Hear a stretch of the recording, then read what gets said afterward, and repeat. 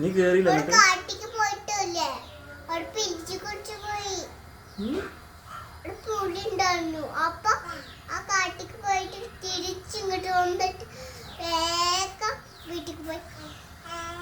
എത്ര വലിയ പുലിയാ? എത്ര വലിപ്പുണ്ട് പുലി? അതെ ശരിക്കും എത്ര വലിപ്പാ? എത്ര വലിപ്പുണ്ട് ശരിക്കും?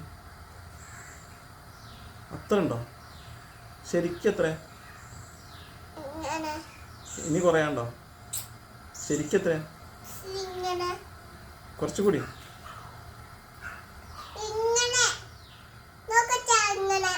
അത്ര വലിപ്പുണ്ടാ?